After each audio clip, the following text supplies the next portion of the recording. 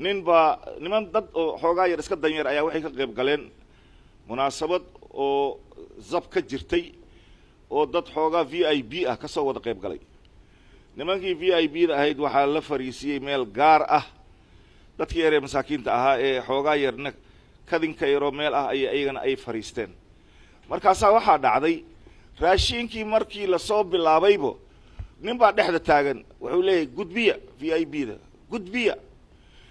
masaakiintan way faraxasheen laakiin wax agtooda la dhigay meel koray u fiirneen saxan kasto gudbo saas ay u eegayaan gudbiya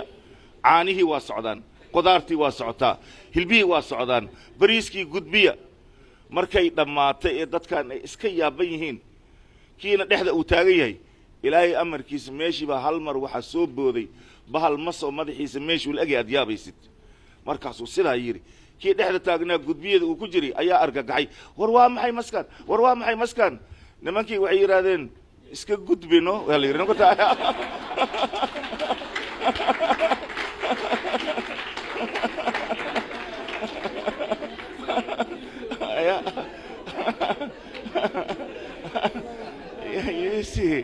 marka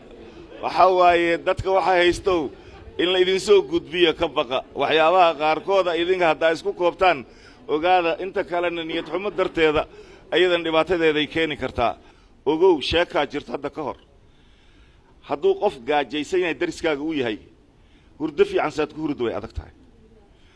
inaad basashaada carafteeda anigana sanka iga soo gashay habeen waliba anigan aan meesha aanan gaajo aan la jiifo nabad inaad ku seexataa sugin bahashaan waxay ku fiican tahay hadday beertaada ku barwaaqaysan tahay beeraha kalena xoogaa inay wax ka baxaan isku day oo aad gacan siisid waa diiday Soomaa daanyeer aduu ku imaana tuug aduu ku imaana doonfaar aduu ku imaana gomme aduu ku imaana shimbir aday ku imaanaysa wax allaale wixii dhibaato wada dhan aday ku soo aadayaan marka dadka xoogaaga haysto idinka kaliya nolosha ha isku koobina Soomaaliya